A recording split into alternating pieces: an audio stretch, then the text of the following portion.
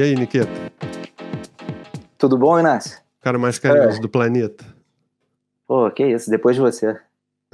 Segundo lugar? Eu sou você.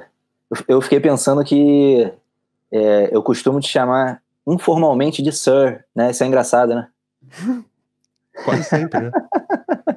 De onde saiu essa merda? É Sionai, que é uma forma clássica aqui, pelo menos. É a língua do TTK, né? Língua do TTK, que a gente pega as sílabas, coloca ao contrário. Nicolas vira Lasconi. Aí algumas pessoas encurtam Lasconi para Lasco. Ou Lascone, mas pode virar Lasco. E aí Sionai virou Sirnai, como você foi para a Inglaterra, e virou Sirnai. Aí depois abreviou-se para Sir. Apenas Sir. Aí te chamo informalmente de Sir. Que beleza, bacana. hein? E é isso, e um prazer estar aqui. Você é meu irmão, meu camaradaço, e um prazer já conversar sempre com você, ainda mais no nosso programa, né? Posso dizer que é nosso. É nosso. É Porra, isso. a maior força que tu me deu. Que isso. Muito foda. Eu sou você, então você que tá me dando força. Eu sou você amanhã. É hoje mesmo e ontem também. E a sopinha, cara? Depois que eu me liguei que outro dia você me falou que tu fez uma sopa com Fiz uma os sopa. restos de comida que estavam no... É a sopa com aquilo que tá dando sopa. A gente faz uma feira orgânica toda quarta-feira. E aí vai chegando ali segunda, terça-feira, alguns alimentos já estão quase indo pro saco, aí a gente faz aquela corrida para não deixar eles irem pro saco e aí deixar eles irem pra sopa e depois pra gente, né? Nunca me liguei, cara.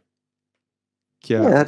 é a parada que tá dando sopa e a parada que tá sobrando e a gente faz sopa com sobra. Ouvi dizer também que a sopa surgiu em momentos de guerra também, que a galera pegava o que tinha, jogava na panela e fazia o caldo do que tinha. Também não sei se é verdade. Mas é realmente prático e, particularmente, a gente busca, aqui em casa, eu e minha companheira, comprar o máximo possível de variedades de legumes, verduras, frutas, e aí fica aquele quase que um jogo, que é você não deixar as coisas estragarem, né? Então, olha pra geladeira ali, o que tá para estragar amanhã? Vamos fazer hoje. Aí olha no outro dia e é isso. Então, como a gente faz essa feira às quartas, chega ali segunda e terça, já é hora de botar tudo para jogo para reciclar. Tu compra limão? Tu usa limão para alguma coisa? Bota na água e etc? Muito limão. Então, sim. Vi uma dica sensacional da mulher. Sabe quando você tira o suco do limão, espreme limão e aí deixa... O pessoal aqui acaba guardando na geladeira aqui na Inglaterra, né? Tipo, fica guardando porque o pessoal descasca ou tira um pedacinho da casca e bota na água pra dar gosto, sacou? Sim, água saborizada. Mas ela tava falando, cara, que ela é uma cozinheira daqui, né? Ela tava falando que ela pica o limão todinho, pedacinho só pequenininho. Com casca? Tudo. Só tira a semente. Ela pica tudo e quando vai fazer um roast, que é legumes no forno, ela bota óleo e joga os negócios de limão, pedacinho minúsculo. Ela diz que quando você está comendo, de repente vem umas surpresas de limão. Pô, que beleza. Sensacionais. Exatamente. Essas brincadeiras de diferentes paladares, né? Azedo, com doce, com salgado, com agridoce, enfim. E a diferença de texturas também, né? Essa é a graça, muito da graça de... Surpresinha, né? Da culinária, exatamente. Exato. É muito bom, mas fiquei sabendo que não... Analisando as vitaminas do limão, as possíveis vitaminas, energia vital, não é muito legal você cortar, por exemplo, e guardar 1 dia, 2 dias. As vitaminas vão quase todas embora. Então... É mesmo? E muita gente aqui, pelo menos, está popularizando você acordar e, em jejum, tomar água com limão.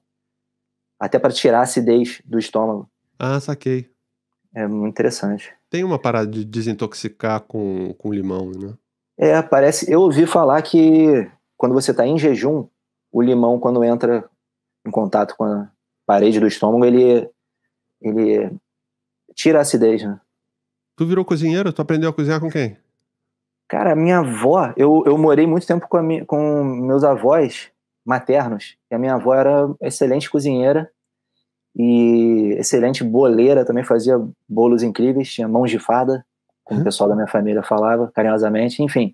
E fazia comida para uma galera, que a gente morava em 9 pessoas, numa época, de quando eu tinha...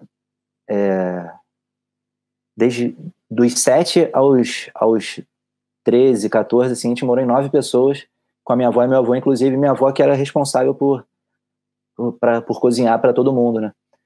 Algumas vezes o meu avô também. Então, eu até me lembrei, ensopadinho, o meu avô, eu lembro muito dele falando, bota um pouquinho de água e tal, o legume ali, né? Faz o refogado, bota o legume, vai botando água, aí a água seca e bota mais um pouquinho, meu avô me ensinou isso. Mas a minha avó que... Vai reduzindo, né? Vai reduzindo, reduz, acrescenta água, reduz. Aí meu avô fazia muito também doce de mamão verde, doce de banana, alguns doces. Já minha avó era mais bolos e a comida do dia a dia mesmo, assim, arroz, feijão. Enfim, hoje inclusive fiz o meu primeiro angu, que a minha avó fazia muito. Angu, dá uma viradinha nessa sua câmera, pra sua esquerda. A câmera do computador. A câmera do computador pra minha esquerda, sim. Isso, mais um pouquinho. Mais um pouquinho, pode ir. Aí, valeu. Angu. Angu, que em alguns lugares do Brasil chama-se polenta também. Eu sei que no sul do Brasil é polenta. E angu, tem algumas formas de fazer angu. No sul é muito característico você fazer a polenta e depois fritar, a polenta frita.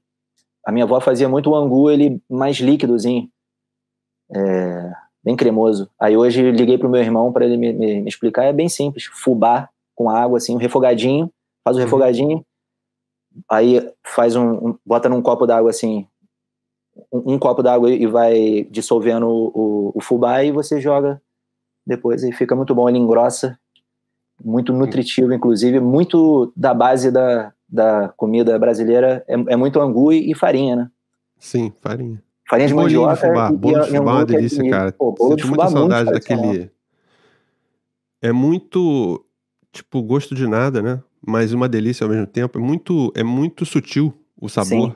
Sim, Mas aí, tu aprendeu a cozinhar com quem, então? Com a tua avó? Minha mãe e minha avó. Meu irmão pega algumas dicas também que o meu irmão... Teu irmão, cara. Teu irmão cozinhava muito. Meu irmão quando eu frequentava a tua casa, muito, né? Cozinha muito. Ele começou mais cedo do que eu, tomou gosto mais cedo. E também quando ele tomou gosto e ele cozinhava, você sentava e comia, né? Sim, mas ele foi muito importante. Teve um episódio que eu lembro que ele fez o almoço. Em casa estávamos apenas nós dois. E aí ele fez antes de ir para a escola. Aí eu fui comer, assim, eu não ajudei em nada. E ele deve ter falado, pô, chega aí. E eu não fui para ajudar. Aí quando eu fui comer, não vai comer não. Eu falei, sério? Bateu. Não, eu falei, ele é sério, pô, não vai comer não. Eu acho que depois ele deixou eu comer, mas me deu esse susto. Mas hoje eu vejo que foi importante para me dar um estalo. Pô, a gente tem que se mexer, né? Tem que se mexer. Tava irmão mais novo, só surfando a onda do irmão mais velho. E... Lavava a louça? Tu fazia o esquema? Sim, lavar a louça eu sempre... Ele cozinhava, tu limpava? Sim, mas eu acho que é importante todo mundo fazer um pouquinho de tudo, né? Como nas empresas também. E aí, tu começou a cozinhar quando? Quando foi morar sozinho? Comecei a cozinhar em casa também. Quando tua mãe trabalhava mais, né? Vocês dois ficavam em casa. Minha mãe sempre trabalhou bastante, e algumas oportunidades acabei ficando sozinha e comecei a me virar com macarrão com atum, macarrão com molho de tomate. Primeiro foi macarrão. Macarrão, depois arroz, aprendeu a fazer arroz. Isso, arroz.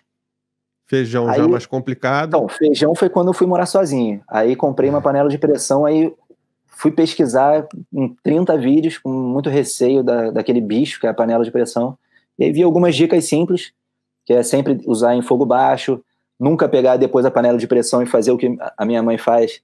Mas tudo bem, até hoje nunca deu errado. Mas dizem que entorta a panela, que é você pegar a panela de pressão e botar na torneira para acelerar o processo de esfriamento.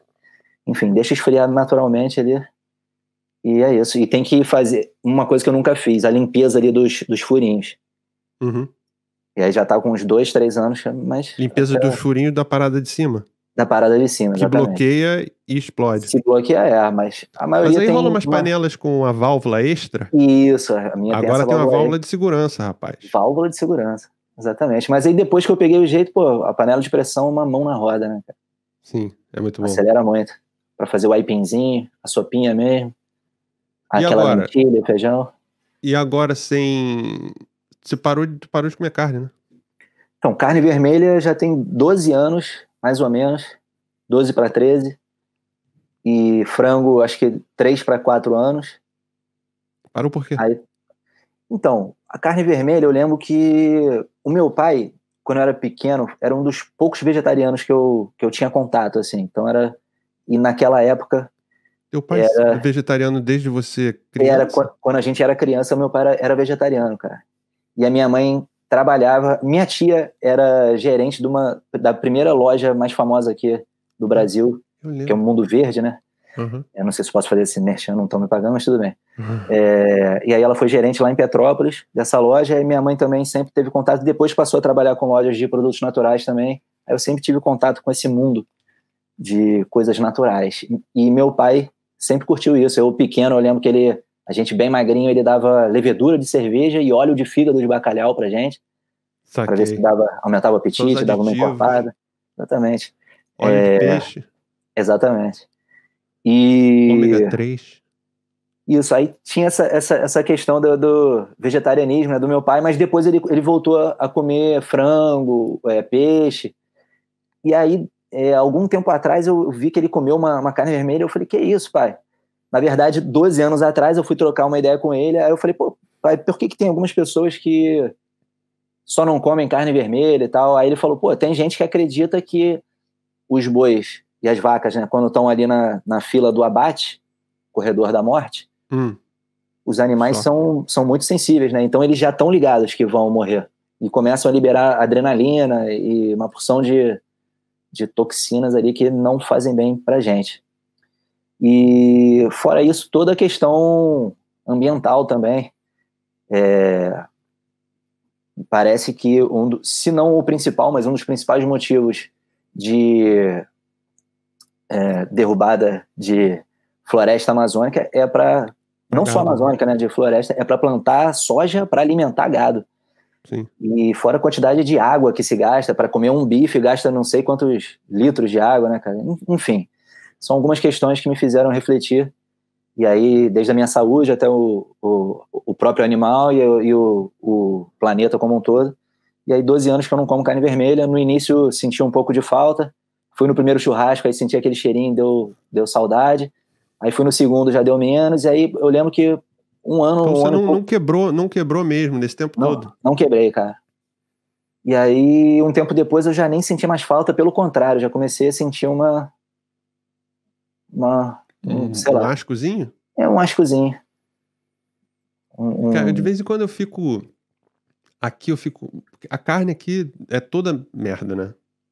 Toda de baixa qualidade. Não tem aquela peça de alcatra. Exatamente. Eu acho que se eu comesse carne, eu tentaria achar a fonte de onde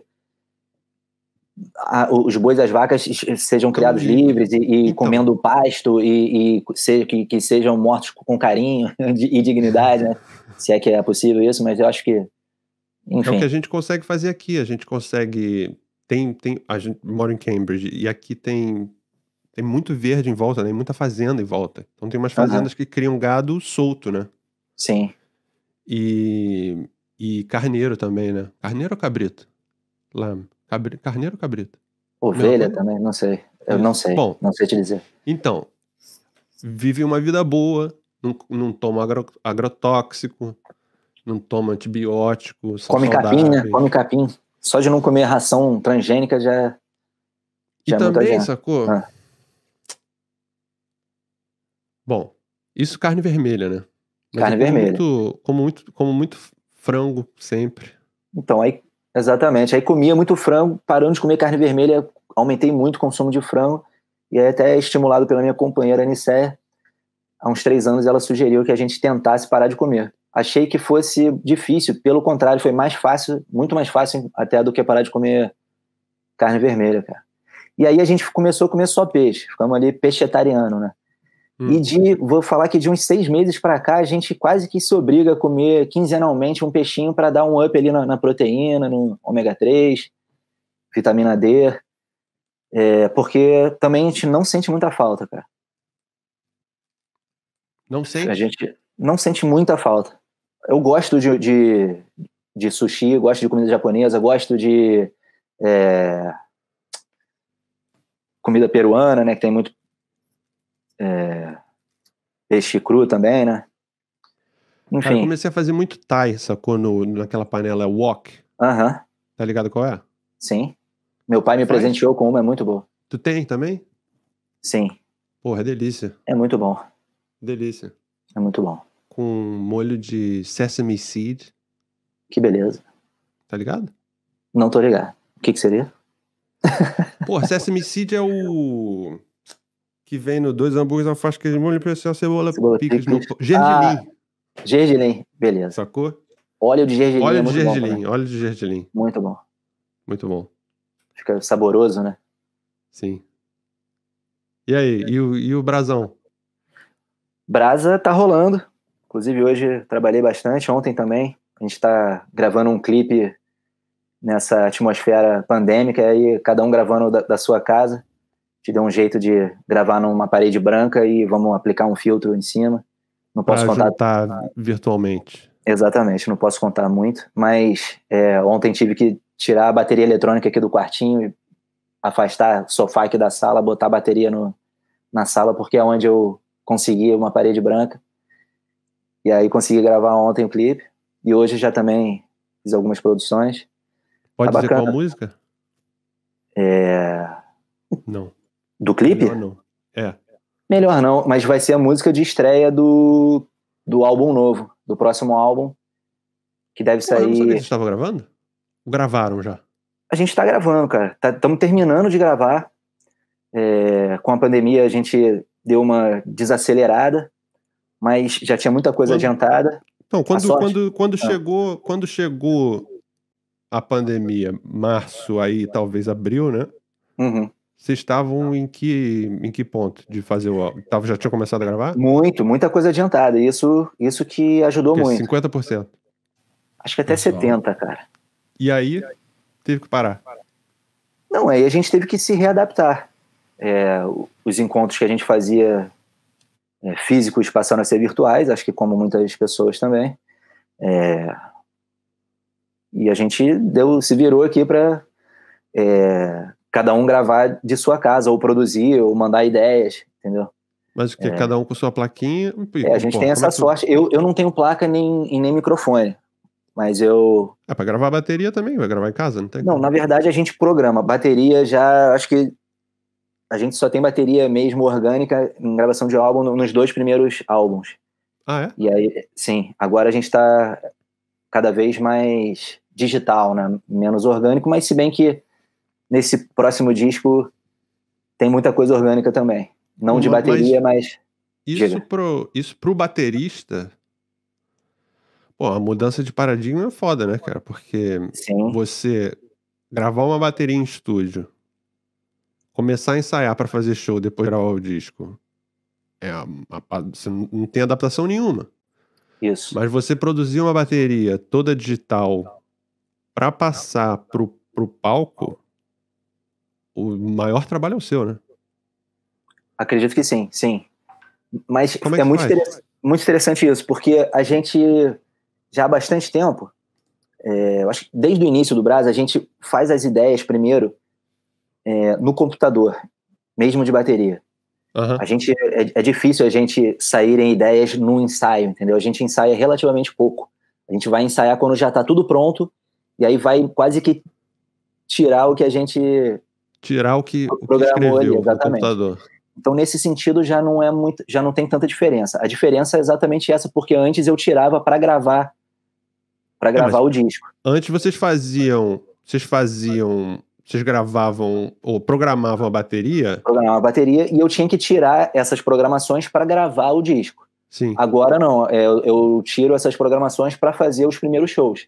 Então eu tenho que parar e pegar os samples, ver algumas programações, que eu tenho um disparador de samples também, bem clássico, aquele da Roland, SPDSX, muita gente usa.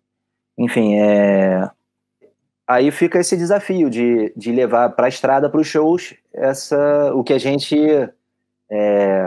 pensou pro álbum. Mas a gente se dá a liberdade de colocar no álbum de pensar num álbum sem pensar nessas restrições.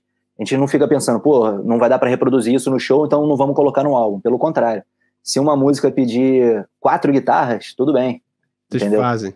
A gente faz e depois se vira. Depois se vira, escolhe uma guitarra dessas 4, ou a gente tem um grande saxofonista que acompanha a gente, ou pede pro sax fazer um riff de guitarra, sei lá. A gente se adapta. Ou então, como a gente toca com metrônomo também, às vezes eu disparo uma coisa ou outra também, entendeu? Então é isso, a gente pensa o álbum e na hora de levar pra estrada, a gente se vira para levar o melhor possível. E o show também tem uma energia diferente, né? Às vezes a gente também readapta algum arranjo já pensando para a energia do show, que é diferente. Toca de metrônomo, né? E usa sample marcado com metrônomo. Exatamente. Só dá para usar samples maiores, assim, um sample de um tom, você não precisa de metrônomo, né? Sim. Agora um sample que fique 15 segundos, por exemplo, aí geralmente você só consegue usar e você não ativa uns samples que são da música inteira? Não tem um que você não começa... Vocês não tem uma backing track que vai a música inteira? É raro, mas acho que 2 músicas rolam isso. Que são quais? E o que é a backing track? O que é? Então, uma música chamada Frisson, a gente tem muita programação. E aí a gente levou isso ensaiando pros primeiros shows, a gente viu que ficou vazio. E aí pegamos muitas dessas pistas que a gente usou pro disco, aí fez essa... das pistas de gravação mesmo. Exatamente. Foda, hein? Qual foi o último show de vocês antes da pandemia? Vocês cancelaram coisas? Ah, com certeza. A gente cancelou coisas e as coisas no meio de turnê? A gente, na verdade, fica uma turnê que não para nunca. A gente vai lançando disco e vai fazendo show e vai lançando disco, não faz... Entendeu? A gente tá sempre em turnê. Então vocês estavam com shows marcados e... A gente estava com shows marcados, sim, e os shows foram sendo cancelados, porque ficou muito nebuloso. Quando que vai voltar? Não vai voltar? Principalmente nas primeiras semanas ali. Então, tiveram contratantes que demoraram meses até resolver que o show estava cancelado, entendeu? Principalmente com medo... Deixando o público na mão, essencialmente, né? Deixando o público na mão e devolvendo ingresso, como é que foi isso? Muitos não devolveram, e aí o nosso governo federal, acho que fez uma lei que protegeu esses produtores de eventos. Eu acho que deu 1 ano para devolver os ingressos, alguma coisa assim. Mas, ou seja, com a opção de remarcar, as pessoas tentaram remarcar para daqui a um ano? Sim, essa foi uma das principais saídas. Eventos remarcados até pro ano que vem e segurando o ingresso, entendeu? Porque fudeu, cara. Músicos se fuderam monumentalmente, né, cara? Sim. Não todo tem mundo que lugar melhor para trocar. Não só músicos, né, cara? Toda a galera envolvida com música e show e eventos, sim, né? A nossa equipe também, pô, exatamente. Iluminador, técnico de som, hold, produtor, enfim.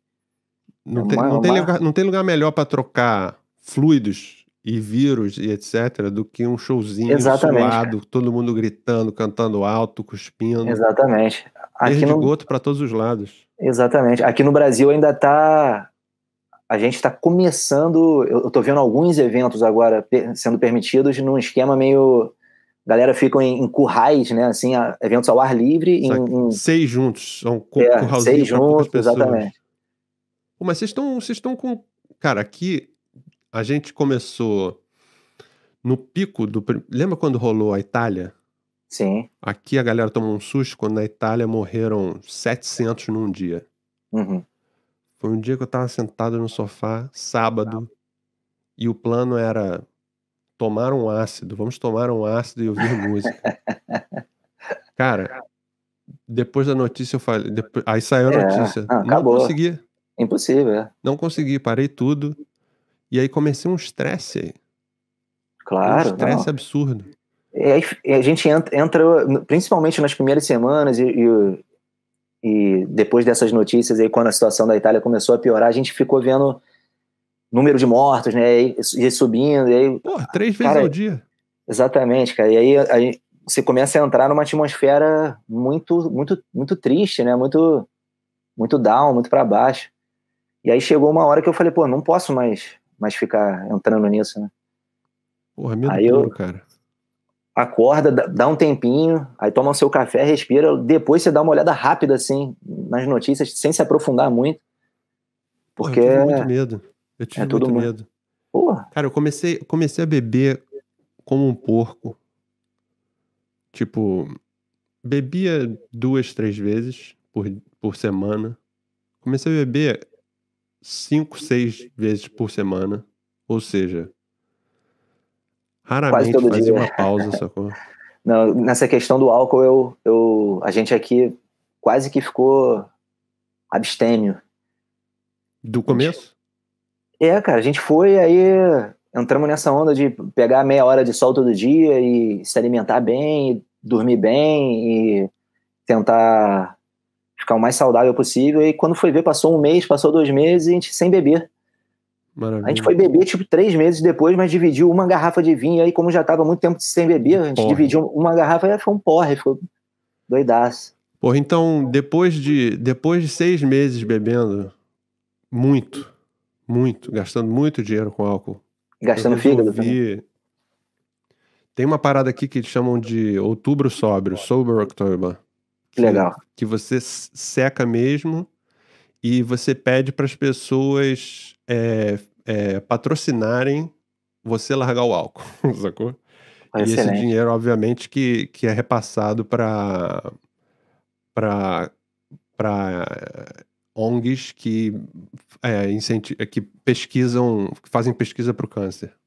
Que Ou maneiro. para cura de câncer, etc. Que maneiro. E, cara, essa foi uma motivação que serviu demais para mim aí. Que bom, cara. Às Quer vezes dizer, a gente na verdade, eu não tô precisa só de um fazendo, empurrãozinho. não tô pedindo dinheiro pra ONG nenhuma, sacou? Sim, você Mas, entrou nessa atmosfera e parou de beber. Parou mesmo? por conta de estar todo mundo fazendo isso, eu resolvi que era um bom mês pra cortar o ciclo vicioso.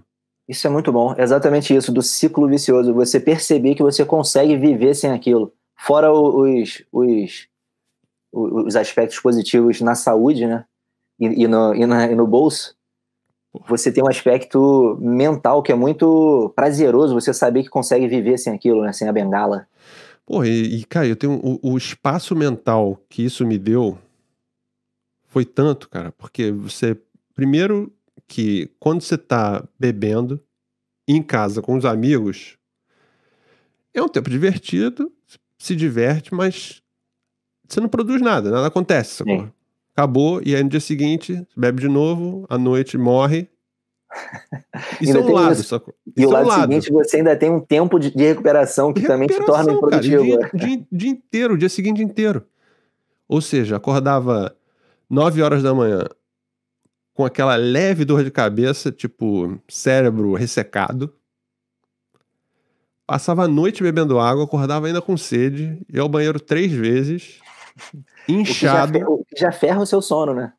Porra, dormia mal. Você não entra no sono profundo, tem que levantar. Não faz REM, não faz REM. Aí acordava exausto, trabalhava, tipo, a ressaca só passava mesmo. Sabe aquela ressaquinha leve, que é só incômodo? Só passava mesmo 1, 2 da tarde, depois do almoço, sacou? Comeu, aí, porra, renovado. Aí dava 5 horas. Quantos dias já sem beber? 15 dias. 15 dias, parabéns. Pô, eu tô achando que eu tava meio alcoólatra, sacou? Não, Alcoólatra de levinho. Porra, eu ouvi dizer que você beber uma vez por semana, mas se você precisa beber uma vez por semana, você já é considerado alcoólatra. Bom.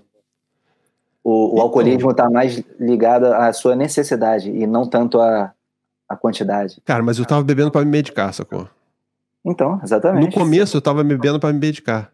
Porque eu não tava em pânico, mas eu tava com tanto medo. Porque eu sou fumante também. Uhum. Tava com as notícias no começo de fumante tá fudido. Eu comecei a tentar parar de fumar, não conseguia. Aí fumava e corria, sacou? O cigarro, quando você tenta parar e te fica mais nervoso, cara. É uma droga. Exato. É comparável à cocaína, né? Você tentar parar de fumar, né? E parar de... Sim. É muito doido. Porra, e aí... Aí bebia, sacou? Morrendo de medo. Eu só me acalmava mesmo depois, cara, 8 horas da noite, 7 horas da noite, começava a beber. Agora eu tô... Angústia, né? Sequinho. Bem... Com a cutis de Miguel Falabella. Que bom, cara. Com o fígado... Porra. Restaurando, né? Emagrecendo. Que beleza. Desincha, né, cara? O corpo desincha. O corpo desincha. Eu não reparo, mas as pessoas estão me dizendo que eu desinchei. Pô, que beleza. Então mantenha. E parabéns. Eu tô tentando... Cara, começa já a pensar no primeiro copo de novembro. E eu acho que vai ser... Vai ser com uma outra abordagem, né? Talvez, mas eu não tô querendo. De repente eu não vou mais beber. Que bom, cara. Tenta beber, até o final do ano. Tenta até beber. A realidade é que eu vou beber. Vai beber, mas vai com outra approach. Rolou o reset, cara. Rolou o reset, sacou? É isso. Rolou o reset. E aí você vai até apreciar mais. Você vai preferir até comprar um vinho um pouco melhor e beber menos. Beber pelo sabor, sem precisar me medicar. Pô, já de bastante tempo pra cá eu prefiro beber menos e com mais qualidade também. Vinho, é isso? Ou vinho, ou cerveja. Ou até mesmo gin também. Ginzinho. Prefiro tomar uma dose de um gin bom do que 3 doses de um gin, mais ou menos. Eu bebo muito vinho, cara. Vinho Gosto também. Muito de vinho. Também. Vinho rouge. Muito bom. Vinho verde, você conhece? Conheço. Tuga, né? Portuga. Muito bom. Tá ligado? Vocês tocaram fora? Cara, a gente não tocou fora. Nunca tocaram fora. Nunca tocamos fora. Mas em compensação tocaram o Brasil todo, né? Todo não, mas bastante coisa. Bastante coisa. Álcool foi sempre parte do aquecimento? Então, isso é uma história interessante, porque na minha banda que eu tinha antes do Brasa, no Forfã, a gente bebia, todo mundo bebia antes dos shows e durante também. Sim. E aí... Mas o quê? Duas cervejinhas? Cara, era enfim, um bebia cerveja, o resto da galera bebia vodka, aí num certo momento a galera conheceu o uísque, aí a galera começou a beber uísque e não largou mais o uísque. Enfim, aí a gente definiu que ia acabar o Forfã, fez a turnê de despedida, cara. A turnê de despedida eram quase 3 horas de show, acho que eram 3 horas de show, cara. Porque tocava o repertório inteiro. Tocava o repertório quase que inteiro, e aí eu comecei a ficar morto. E aí os primeiros shows eu bebi, eu falei, cara, não tô conseguindo, cara. Começou a me dar cãibra, eu saía como se estivesse saindo de uma maratona. Aí eu conversei com o nosso grande camarada, porra, minha grande referência na bateria, na vida também, um grande técnico, ele mixa quase todos os nossos discos e grava também todos os nossos discos, que é o Pedro Garcia, batera do Planet Hemp. Enfim, trocando uma ideia com o Pedrinho, ele falou, cara, não bebe. Corta o álcool. Corta o álcool porque o show fica...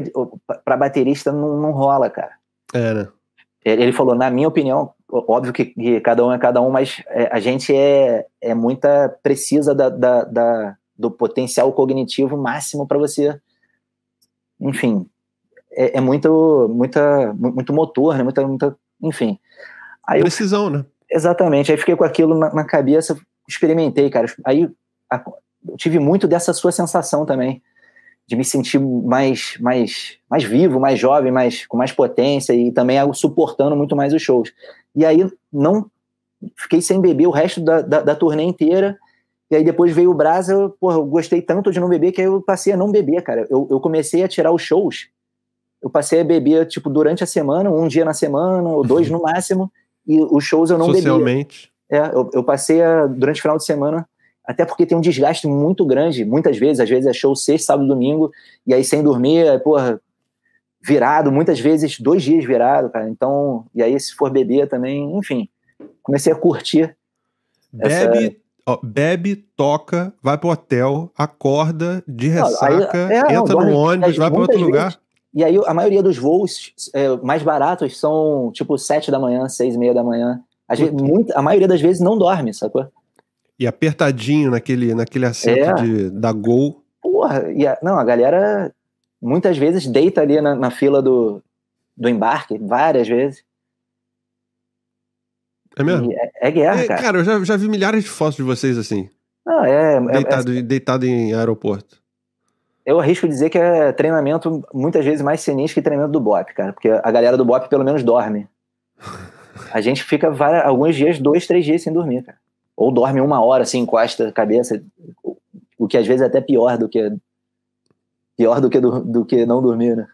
E os outros foram influenciados por não beber? Não, cara, o resto da galera... O Vitor que bebe menos. Ele bebe menos, mas de vez em quando. Danilo bebe legal. E o Pedrinho também gosta de uma cervejinha. Danilo gosta de um whiskyzinho. O Lele, nosso camarada do saxofone, também adora um whisky. E o percussionista gosta de uma cervejinha. Mas ninguém não tá com um puto de um clique na orelha também, né, cara? Sim. Diferente. E eu tô curtindo, cara. Tá doidinho? Tô no groove, meu irmão. É groove. Você não tem essa.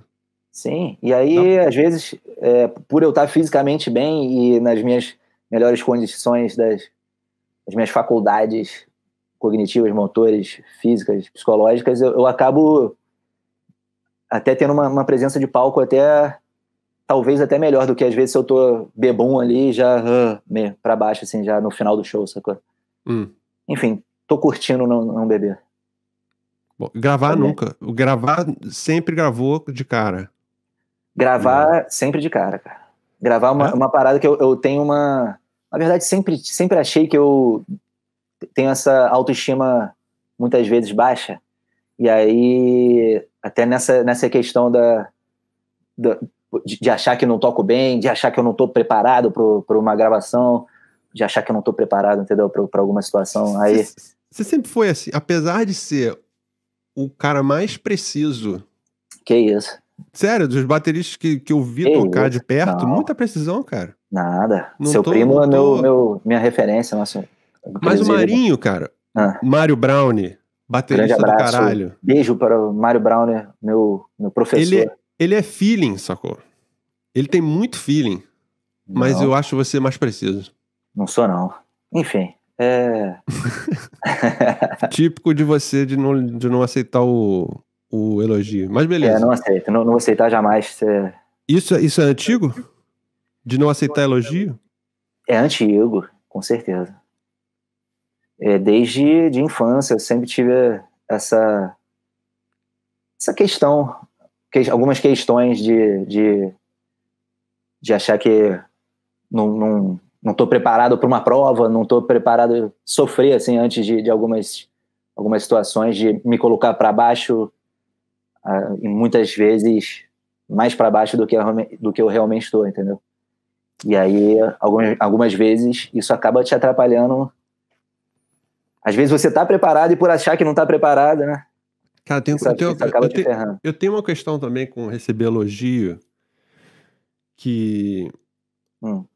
Bom, em primeiro lugar que isso raramente acontece, mas hoje eu estava refletindo que as pessoas... Eu sempre fico com asco das pessoas que me elogiam. Sacou? Sério? Quando me elogiam eu falo, porra, seus padrões são muito baixos, cara. Sacou? Eu perdi o respeito por você, imediatamente. Perdi o respeito. Exatamente. É o que eu sinto, cara. Porra, como assim? Tá elogiando essa pessoa aqui? Não, cara. Exatamente. Seus padrões são uma merda. Isso. Aí eu fui pensar na pessoa que eu mais considero em termos de estética e de conhecimento cultural e etc. Pensei, não vou dizer quem é, mas pensei na pessoa. É o Amarante? Não, brincadeira. Brincadeira interna, desculpa. É um conhecido nosso. Aí eu pensei na pessoa. Eu sei quem é, agora eu já sei quem é. Pensei na pessoa. Eu falei, me imaginei, já recebi elogios dessa pessoa. Sacou? A pessoa falou, pô, isso ficou foda, cara. Ficou muito foda. Eu falei, irmão, tu é só meu amigo, sacou? Não confio em você. Não confio, você tá fazendo isso por carinho. Obrigado pelo carinho. Porra. Exatamente. Paternalista, filha da puta. Exatamente, cara. E aí, porra, eu vejo um show, às vezes, de um batera monstro, eu falo, caraca, às vezes dá até vontade de parar, porra, não quero mais tocar, né? Dá uma sensação muito doida. Fui no show do Roger Waters, cara, que eu acho, enfim, melhor show que eu já vi na vida, os 2 melhores shows que eu já vi na vida. E aí eu saio do show assim, cara, vou parar de fazer show, vou parar de tocar, vou parar, Se enfim. aposenta. Vou me aposentar. Mas, tem uma história tem uma história que a primeira vez que o Hendrix tocou na Inglaterra, acho que foi a primeira vez que o Hendrix tocou na Inglaterra. Talvez tenha sido o show que ele abriu com... É um show que ele abriu com Sgt. Pepper's, sabe a abertura do disco Sgt. Pepper's? Que é Sgt. Pepper's. It was 20 years ago today. Claro, pô. Então, o disco lançou um dia, no dia seguinte, ou 2 dias depois, ele fez a cover com o Paul na plateia. Que isso. Ou seja, ficou todo mundo de cara. Mas nesse mesmo dia... E o batera era o Mitch Mitchell? Não sei. Sou fã também. Mas nesse mesmo dia, tava o Jimmy Page e o Eric Clapton na plateia. Caraca. Talvez vendo pela primeira vez o Hendrix. E parece que a conversa deles, o que eles contam... Bom, você vai procurar a historinha aí na internet, tá lá. O que eles contam é que eles se olharam pro outro e falaram, cara, vamos se aposentar, meu irmão. Que essa é a mesma sensação da tua. Né? Exatamente, cara. E aí quando vem me elogiar num nível... Me elogiar eu já acho esquisito também, assim como você. Aí, num nível, vergonhoso pra mim, que é vergonha, melhores bateristas do Brasil, pra mim é sacanagem, entendeu? Eu não consigo conceber. E aí até quando falam isso, um dos maiores bateristas, eu falo, só se for de estatura, e nem assim, entendeu? Não, tá longe, pô. Mas muito longe. Honestamente, cara, eu me considero um nota 5, sem brincadeira. Quem são os 9, acima de 9 do Brasil? Do Brasil? Do Brasil. Eu não conheço os bateristas do Brasil. Não consigo nem pensar em um baterista foda do Brasil. Não que não tenha, é minha ignorância de 15 anos fora mesmo. Porra, muita gente, cara. Muita gente de muitos estilos. Robertinho Silva, Chico Batera, sei lá, tem muita galera. Suzano, não é baterista, né? É pandeirista, mas o cara faz uma batera no pandeiro, né? Pode até considerar, cara. É muito sinistro. É foda. Tu conhece o Repique Duo? Repique Duo, não. Porra, é um Bernardo que toca pandeiro, tocou com o Snarky Puppy. E um cara que toca repique, que toca muito aí. Eles fazem turnê a Europa inteira, bom. Enfim, o camarada do Sepultura toca muito também, me fugiu o nome, desculpa, mas é um monstraço. Sim, é bom. De muitos estilos, pô. Tem muita gente muito boa, cara, do jazz, do samba, do rock mesmo. Meu baterista absolutamente favorito, que eu só descobri depois de... há 5 anos atrás, é o Tony Allen, cara. Pô, Tony Allen claro. Um grande monstro, né? Porra, que sensacional, cara.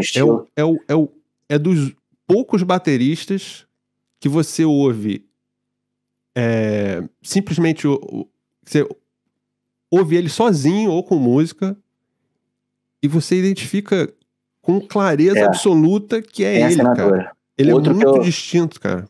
Outro que tem essa assinatura pra mim é muito uma das minhas principais referências, principalmente de 10 anos pra cá, Carlton Barrett do Bob, né, cara? Inventou também, enfim, tem a assinatura ali clássica.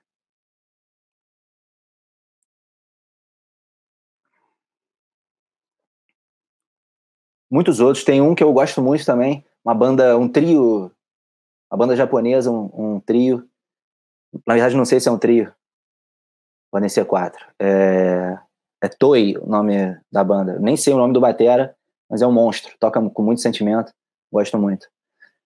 Algumas referências, cara, algumas referências. Mas estamos bem servidos, o Brasil está bem servido de bateristas, de instrumentistas.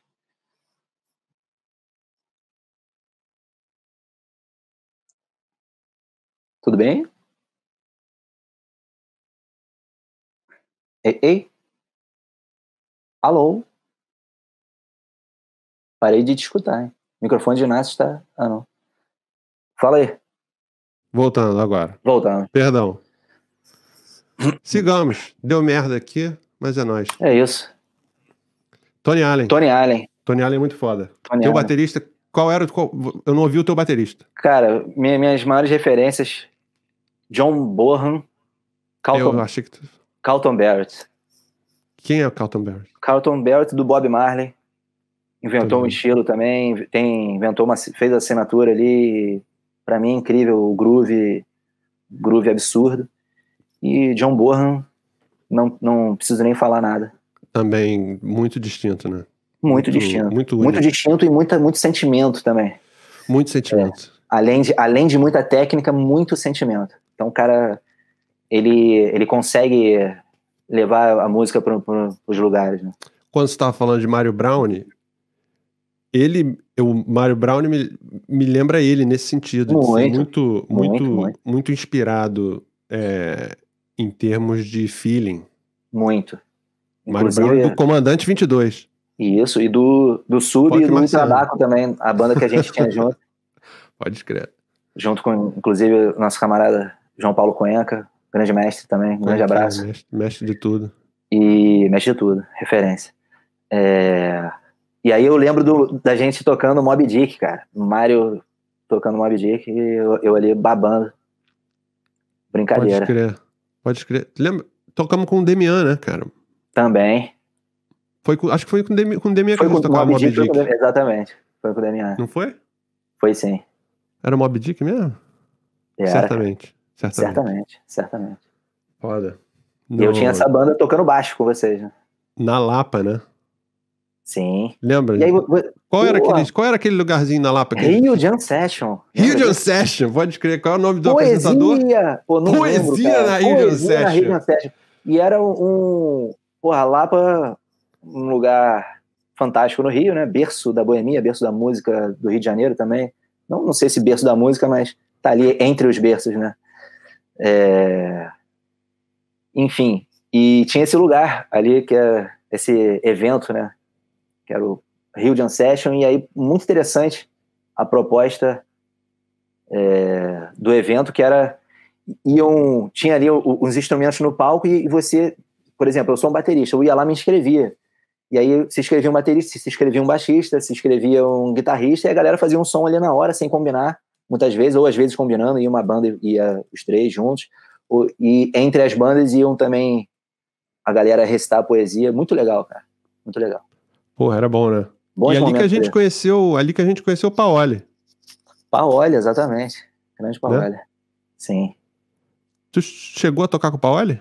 Ou foi o João Nietzsche? Não toquei com o Paoli, foi o Nietzsche, então. Foda, Paoli é foda. Paoli tinha um estúdio ali, né? Na Lapa. Na Lapa. Ainda... Como é que chama o estúdio? Não lembro. Rua do Resende 22. Não. 82. Sério? Sei lá. Acho que era o estúdio da Rua do Resende, na Lapa, Rua do Resende. Sei qual é o estúdio.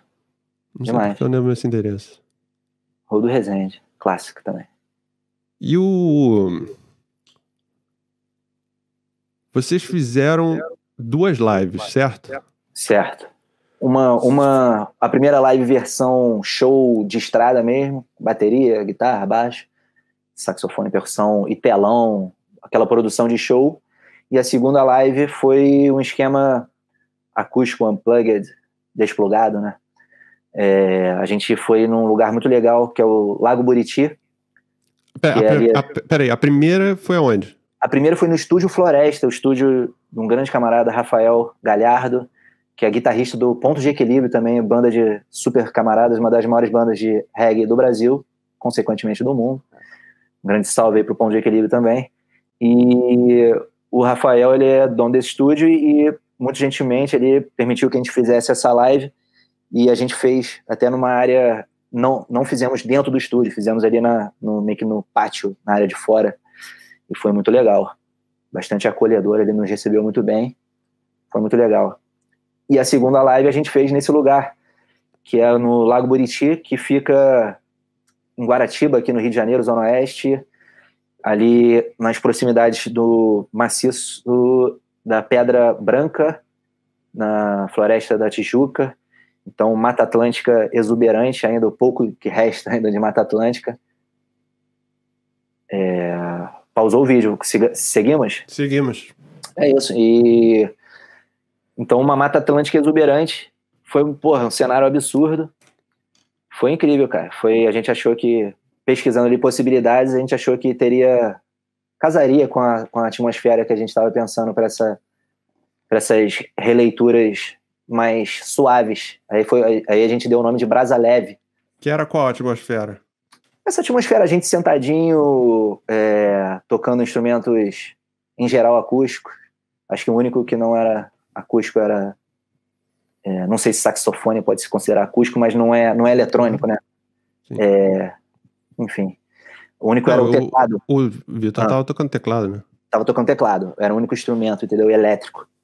Mas eletrônico. Esse lugar da segunda live é muito foda, né, cara? Não, é absurdo, cara. Eu não conhecia antes, cheguei ali no dia da live, fiquei ali 5 minutos. É Mata Atlântica original ou é da área que foi replantada por Pedro II? Não sei se dizer que é exatamente. Muita coisa foi replantada, mas não sei se dizer se é original, mas foi absurdo, cara. Pedro II, né? Certo? Pedro II replantou. Eu acho que foi, cara. Eu acho que foi. E aí o Rio de Janeiro é muito... Ele consegue conjugar a Babilônia com esses refúgios de natureza. Então você tá ligado... Já foi na cachoeira ali do Jardim Botânico, no Horto? Abaixa o som no teu celular. Abaixa o som no meu celular? É. Acho que o celular tá com som. Não, tá mudo aqui. Tá? Então beleza. Na Cachoeira do Horto? Cachoeira do Horto já foi? Jardim Botânico? Enfim. Cara, acho que no Horto não. A Rua Jardim Botânico é uma rua... das Paineiras. Também tem... A Floresta da Tijuca engloba vários bairros do Rio, né? Inclusive a própria Tijuca, mas vai até Barra, vai até... Enfim, engloba muitos bairros e aqui do lado da minha casa, inclusive, tem pra trilha da Pedra da Gávea. Enfim, tem muitas cachoeiras. Na Tijuca tem uma muito bonita também, ali no Alto da Boa Vista.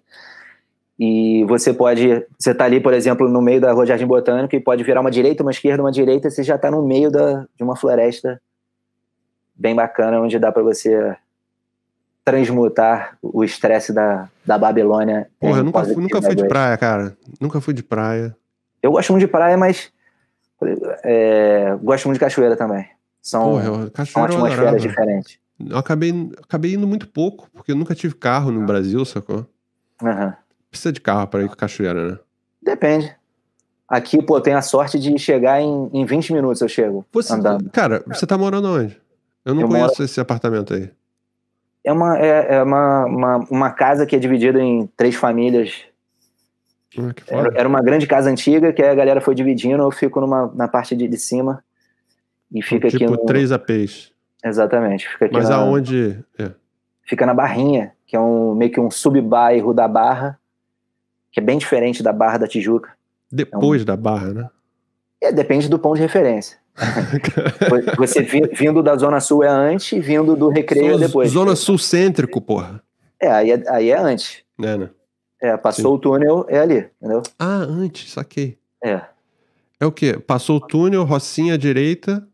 Não, passou o outro túnel também. Passou o outro túnel, bem-vindo à Barra, aí virou a direita ali, já tem... Ah, tô ligado. Aí cruza o canal pela ponte. Isso. Pra direita. Isso. É ali que tu tá.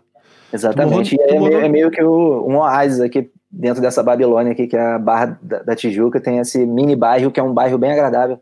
Um bairro, com esquinas, jornaleiros, pé sujo, que eu gosto muito. Dessa atmosfera bairro. Tu morou no Cantagalo, não morou? Não, morei no Vidigal. Pode escrever. Vidigal. foi bem interessante também, muito legal. E aí a gente foi numa ocasião onde quando a gente alugava uma casa em Botafogo, que era o nosso quartel-general, e aí eu comprei uma bicicleta elétrica e eu conseguia ir pela orla toda, cara. E era muito, muito prazeroso pegar a bicicleta, botar o fonezinho de ouvido e bicicleta elétrica até Botafogo e voltar. Conseguia ir e voltar com a mesma bateria elétrica. Uma viagem. Foi bem, bem bom. Só que aí eu morava de frente mesmo para a Avenida Niemeyer, ali de frente, e era muito barulhento, cara. E eu não tinha a noção, só fui ter a noção na primeira noite que eu me mudei para cá, eu ouvindo os grilos assim, eu falei, que isso, cara? Como é que eu consegui ficar tanto tempo com tanto barulho? Apesar de gostar muito, muito dali, muito. Vidigal, salve o Vidigal. Mas eu não tenho culhão pra andar de bicicleta no Rio de Janeiro não, sacou? Ainda mais bicicleta elétrica, você tem que se adaptar porque as pessoas não estão ainda muito ligadas quem tá de bicicleta elétrica chega muito antes, entendeu? Então, e a ciclovia é mais perigoso do que a rua, cara. Eu ia andando assim, alô. Hã? Porque se eu tô na ciclovia e aí tem uma pessoa a 50 metros na frente, ela raciocina como se eu tivesse uma bicicleta normal, entendeu?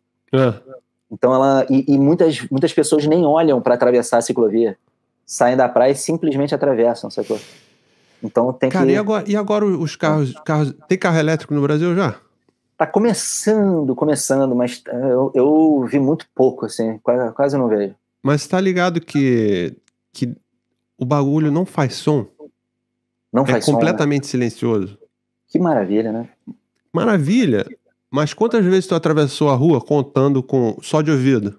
Sim. Ou seja, estão começando a rolar uns acidentes por causa disso. Estão começando a rolar acidentes e tem pessoas colocando som artificial nos carros agora, sacou? Que doideira, hein? Carro elétrico e bota som de motor. E aí, sério. E aí tem... Antes a galera fazia isso de propósito, furava o cano, né, pra fazer o barulho. Não, então, e agora tem os playboys que tem o som de turbo totalmente artificial. Que engraçado. Pela caixa de som, sacou? Tu lembra que a gente botava aqueles copinhos de plástico de água cachambu na roda da bicicleta? Na bicicleta, claro. Pô, exatamente. Esses são os caras que não cresceram. Recém-casados também, né, galera?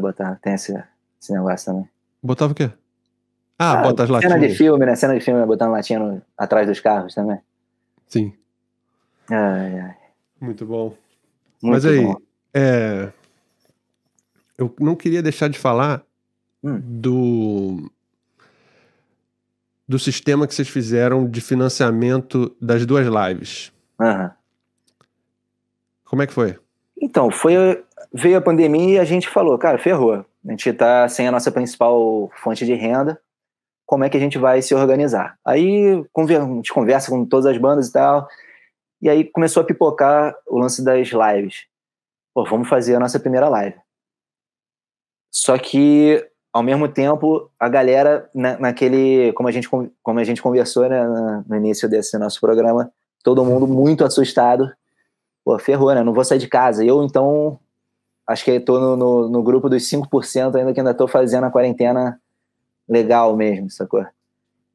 Saindo muito pouco de casa e, enfim, evitando aglomerações. Ainda tô nos 5%. Mas no início a galera ainda tava mais.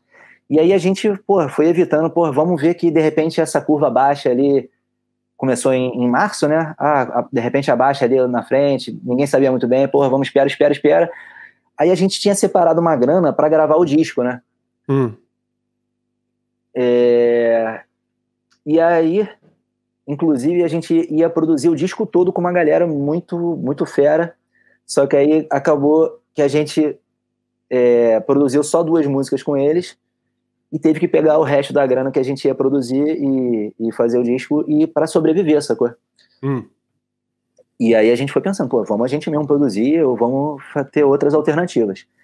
E a gente foi sobrevivendo com esse dinheiro até que chegou uma hora ali em maio, junho, que a gente falou, ferrou, tá? Secou aqui a fonte e vamos ter que fazer essa live.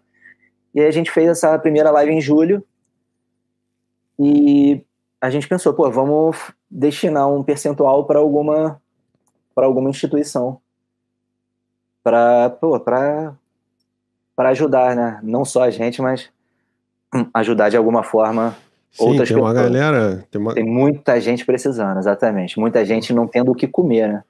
Pô, a interação entre o vírus e a pobreza é muito poderosa, cara. É brutal, né? É mortal. Mortal, inclusive. exatamente. É mortal, inclusive. Pô, não viu pra pegar o outro extremo, o Trump teve... Cara, se o Trump com aquele físico, sacou? E a dieta de hambúrguer que ele toma, e anfetamina... Ele não tem histórico de atleta, né? Não, sem histórico de atleta. Se ele é pobre, sacou? Não tem acesso ao melhor sistema de saúde do planeta. Porra, ele tinha empacotado, cara. É mesmo. E o oposto aconteceu. Em 5 dias ele, teoricamente, estava trabalhando, né? E a gente vê, tem muitos estudos confirmando que a população pobre, consequentemente negra, sofre muito mais e morre muito mais gente, né? Claro. Até porque tem mais... Não propensão, mas estatisticamente, os casos de diabetes e hipertensão por conta de uma alimentação pouco sadia. E aí tem que... A incidência é muito maior dependendo das classes mais baixas. E fora isso, não tem como se dar o luxo de trabalhar de casa, sacou? A galera tem que... Tem que ir ao trabalho. Não existe uma menor organização aqui, pelo menos aqui, para colocar ônibus, a galera sentadinha e com um assento diferente. Pelo contrário, ônibus lotadaço e galera sem nenhuma assistência de saúde. Um amigo estava falando no começo da pandemia. Novamente, o amigo Cuenca estava falando no começo, até escreveu sobre isso, no começo da pandemia, falando que saiu na rua, a primeira vez que saiu na rua, diz que não viu um branco na rua. Exatamente, cara. Esse esquema. É estarrecedor. Qual o nome da associação que vocês fizeram a doação primeira? A primeira associação é uma junção de três instituições que, tomara que não me fuja o nome, que essa junção, deu-se a essa junção o nome de Gabinete de Crise do Complexo do Alemão, e esse gabinete é formado pelo Vozes da Comunidade, eu acho que é mulheres do cara, agora vai me fugir, cara, mulheres do Alemão, alguma coisa assim, e a outra Coletivo Papo Reto.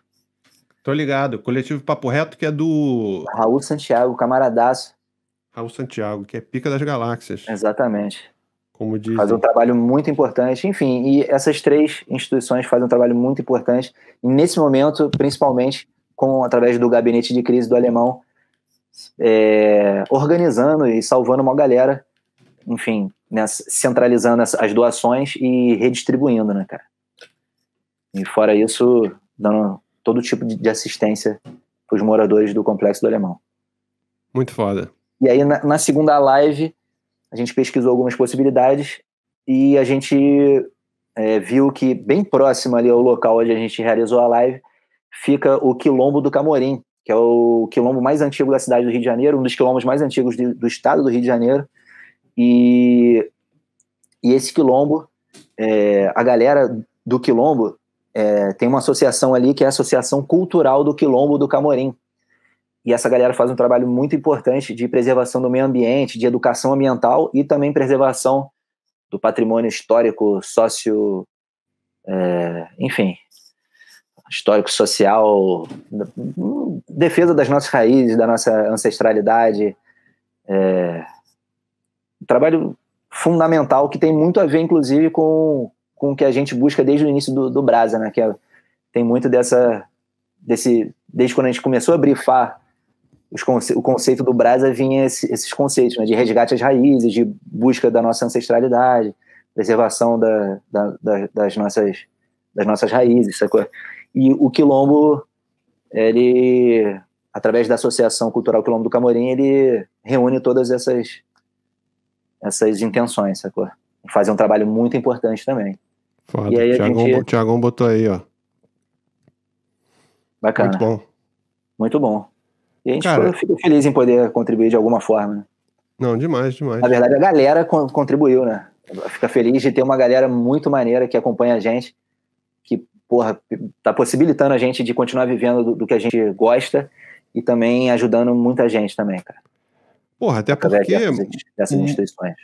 Até porque essa galera, de certa forma, é teu público, né, cara? Vocês devem ter público. Sim, cara. Né? Pô, muita gente. Espero que sim. E tu vai... Cara, tava pensando que Vitor tem o Izenzi, fez projeto solo. Sim. Não só musical, o Vitor, né? Sou muito fã de todos os meus camaradas, né, de banda. E o Vitor, ele é, além de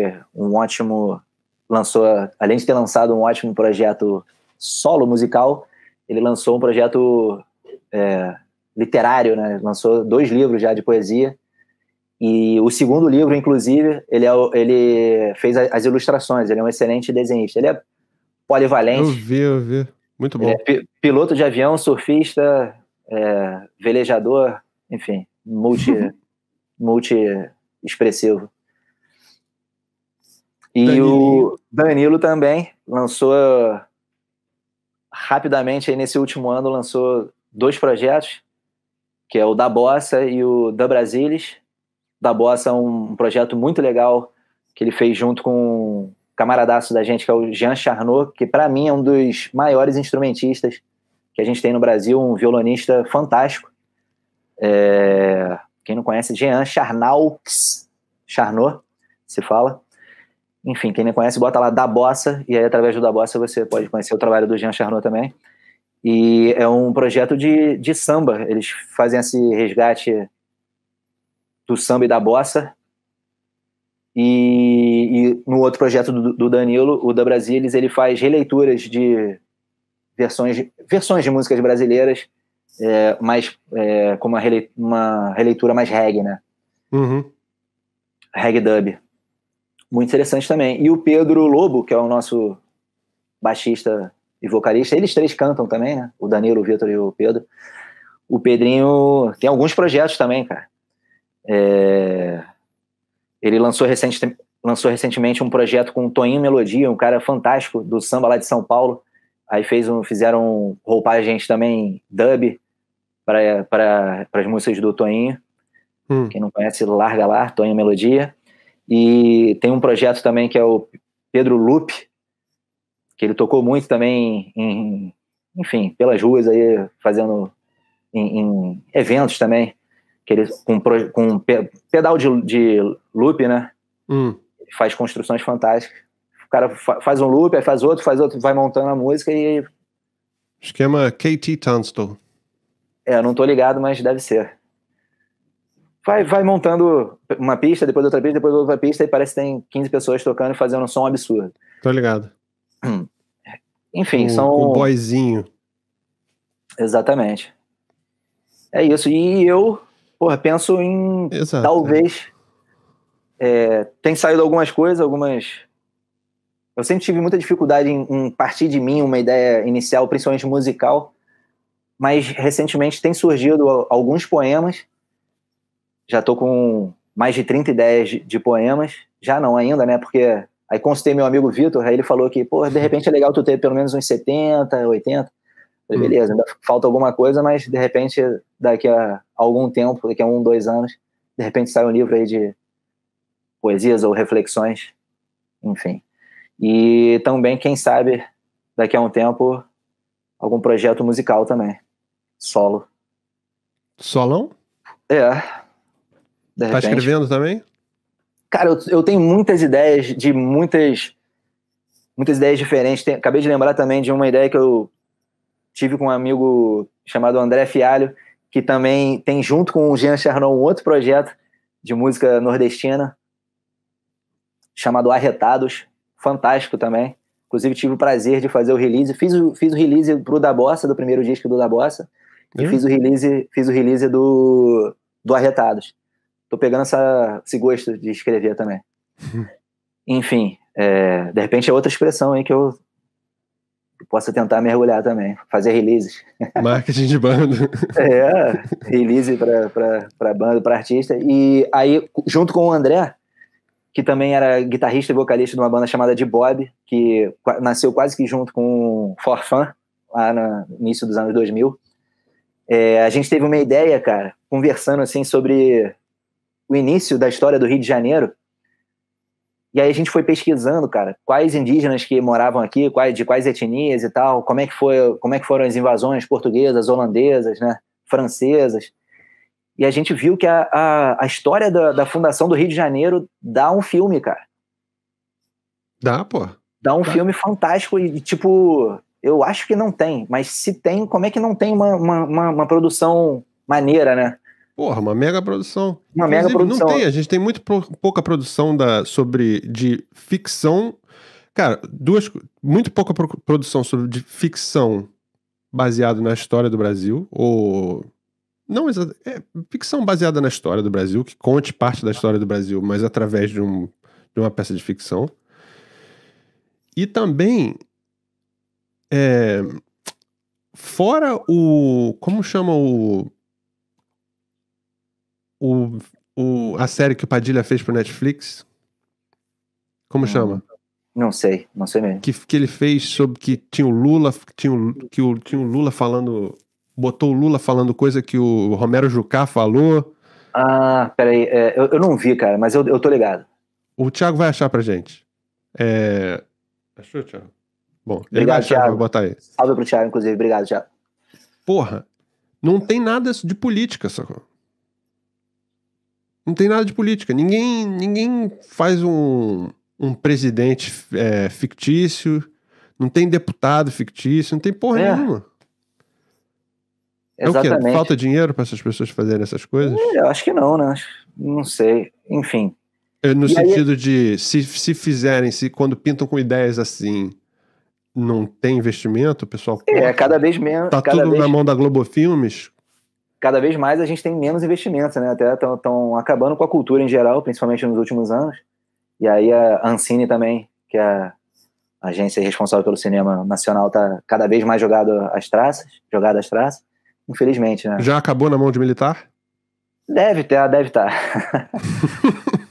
Enfim, aí a gente tem esse sonho aí, inclusive vou dar o spoiler aqui, até para registrar a ideia já, que o filme se chamaria Araribóia. Ou filme, ou série, ou minissérie. Enfim, que... Cara, é uma história fantástica, mas os portugueses, com a invasão, uma das invasões francesas, através lá do Nicolas de Villegagnon, expulsam os portugueses daqui, e aí eles são obrigados a fugir em direção ao Espírito Santo, daqui do Rio de Janeiro para o Espírito Santo, e aí ou Mendes Sá chama o sobrinho que é Estácio de Sá, ou Estácio de Sá chama o sobrinho que é Mendes Sá, e aí nessa época era o pai do Araribóia, que era o cacique, aí o pai dele morre, e aí é o Araribóia, que é o cacique, e aí eles retomam o Rio de Janeiro, e aí reza a lenda que, tipo, 8 a 10 mil indígenas, 8 a 10 mil indígenas, junto com os portugueses, pela Bahia ali, praia de Botafogo, imagina? Praia do Flamengo, praia ali de Botafogo, flecha pra tudo que é lado, né? E aí reza a lenda que o Araribóia atravessa a Bahia a nado. Aí eu já imagino a lua cheia, né? Música instrumental, ritmos indígenas, enfim. Aquela música tensa, e o Araribóia atravessando. E reza a lenda que acho que o Estácio de Sá recebe uma flechada no olho, de raspão, e morre por causa do veneno. Uma doideira, mas conseguem expulsar os franceses. E aí funda-se o Rio de Janeiro, e Araribóia recebe de presente as terras que hoje são Niterói, né? Ah, foi. E aí... O presente foi, fica com uma parada lá do outro lado. E aí o filme, e nisso rolando invasão holandesa também. Então no filme teria tupi, teria português, teria francês, teria holandês, e o final do filme seria, reza a lenda também, que numa dessas trocas de comando, chamam o Araribóia pro Rio de Janeiro, ele vai e ele senta cruzando perninha posição clássica indígena, e aí ele é repreendido, ele fica puto e manda a galera para as cucuia e vai embora. E aí parece, cara, que tragicamente ele vem a morrer depois afogado. Uma pessoa que